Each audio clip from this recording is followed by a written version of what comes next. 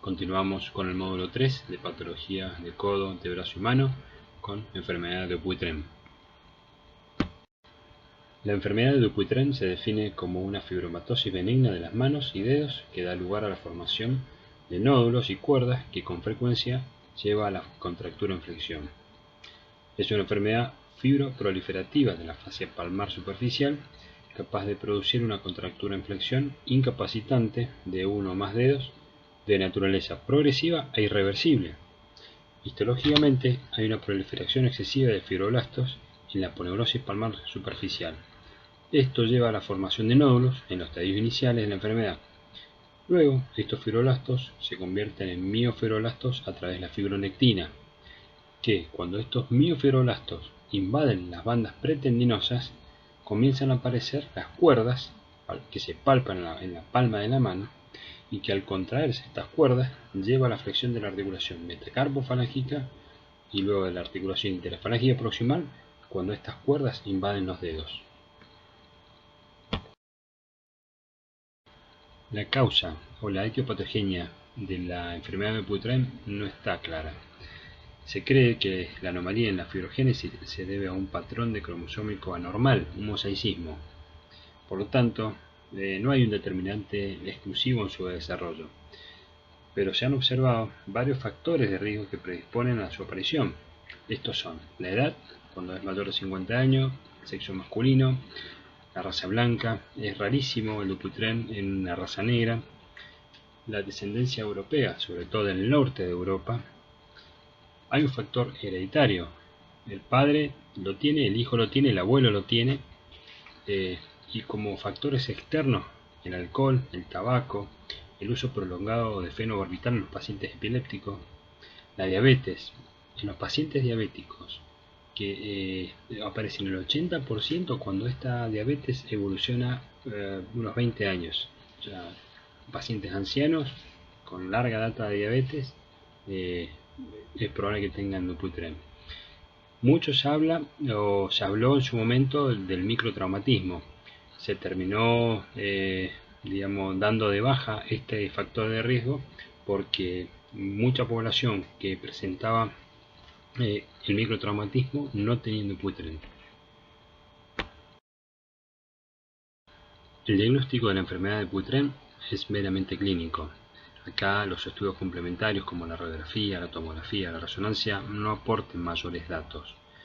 Por lo tanto, a nuestro consultorio va a concurrir un paciente, habitualmente de sexo masculino, mayor de 50 años, que nos refiere que desde hace un tiempo le han aparecido unas pelotitas en las manos, que son duros, que son firmes, que en forma progresiva fueron aumentando de cantidad, que no le duele, que le afecta habitualmente el dedo anular o el dedo medio, el dedo índice y el pulgar es muy raro que se afecten.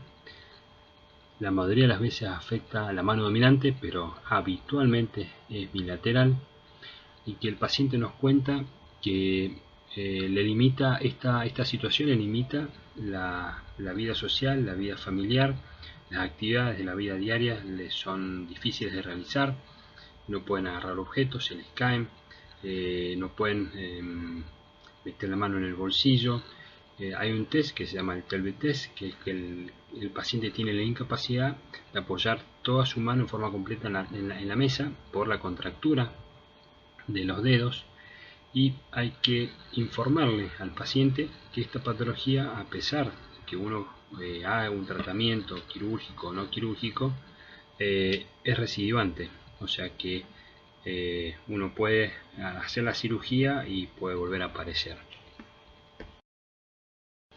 Según Locke, el Dupuytren evoluciona por fases, teniendo una fase temprana en la cual la lesión predominante es el nódulo. La fase activa o proliferativa es donde comienza a aparecer las cuerdas, el nódulo empieza a desaparecer o aparecen los hoyuelos. En la fase avanzada ya desaparecen los nódulos y comienzan estas cuerdas a generar retracción o contractura de las articulaciones, y la fase residual solo existen esas bandas fibrosas retraídas, rígidas, que generan mayor limitación funcional. La clasificación de Tubiana es la que actualmente se utiliza para definir o orientar el tratamiento. Se correlaciona bastante con la fase de evolución de Luc. En ella podemos observar los estadios de la enfermedad, siendo el estadio 0 o N cuando solo existen nódulos. En los estadios siguientes nos informa la progresión de la contractura de las articulaciones metacarpofalángica e interfalángica proximal. A mayor contractura metacarpofalángica o interfalángica proximal, mayor tubiana. Por lo tanto, necesitamos un tratamiento quirúrgico más agresivo. Si tenemos un tubiana 0 o N, solo lo observamos, o sea, hacemos un tratamiento conservador. Si tenemos un tubiana 1, se puede ofrecer realizar la colagenasa o una fasiotomía percutánea con aguja. Si tenemos un estadio 2, de vuelta la colagenasa o la fasiotomía con aguja o eventualmente la cirugía. Si tenemos un paciente que viene ya con un dedo con una contractura de la interfalángica proximal menor o igual a 80 grados, la indicación es solamente quirúrgica, hacer la fasectomía. Si tenemos un tubiana 3 en adelante, la indicación es meramente quirúrgica y hacemos fasectomía selectiva o dermofasectomía. Como opciones de tratamiento tenemos las opciones no quirúrgicas y las quirúrgicas. Prácticamente no existe ninguna opción que no sea la quirúrgica.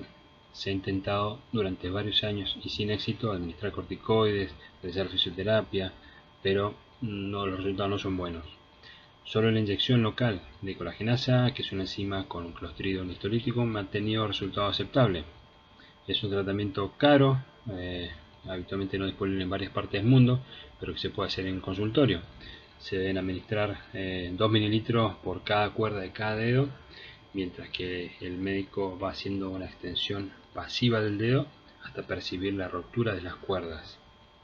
Es un tratamiento que se debe controlar al paciente durante los días siguientes, sobre todo las 48-72 horas, porque pueden hacer necrosis cutáneas en el sitio de inyección. Por lo tanto, las opciones quirúrgicas son las que mejores resultados tienen. Recordemos que el objetivo del tratamiento no es curativo, sino ofrecerle al paciente una mano más funcional. Dentro de las opciones quirúrgicas tenemos la fasiotomía percutánea con aguja, que es la PNF, la poneurotomía, la poneurectomía selectiva, que es la que habitualmente se realiza en todas las partes del mundo, la dermofasectomía, que se indica cuando hay una recidiva del Dupuytren o con casos graves, como dijimos previamente, un tubiana 3 en adelante. Y recordar que muchas veces estas cuerdas que generan la contractura de los dedos, muchas veces uno resuelve la cuerda, pero la limitación de la extensión digital persiste. Por lo tanto, hay que hacer una artrolisis de la interfalángica proximal. En esta diapositiva vemos ejemplos de cirugías. Las primeras 4 son de un paciente, en la cual la primera imagen se ve la planificación preoperatoria, donde están dibujadas las líneas donde se va a hacer el abordaje y las cetaplastias para cerrar después las heridas. Después se ha desarrollado la cirugía, se ha abierto la palma, donde se observan los paquetes vasculonerviosos alrededor de la cuerda de contractura del Dupuytren. En la imagen inferior vemos cómo se va resecando ese tejido fibroso, duro, que cuesta un montón separarlo de la piel e incluso de la parte superior del tendón.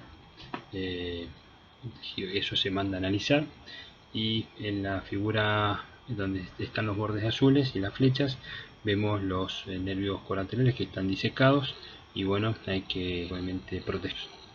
Recordar también, son cirugías que no son sencillas. Muchas veces nos encontramos que la piel está muy adherida y uno debe resecarla, por lo tanto quedan defectos cutáneos palmares que uno lo puede resolver con injertos de piel de espesor total. Y la última, la inferior de la imagen, una herida de evolución a los 7 días, donde uno ve la necrosis cutánea del colgajo, que eso se resuelve solamente esperándolo con cremas, evoluciona habitualmente bastante bien. Muchas gracias.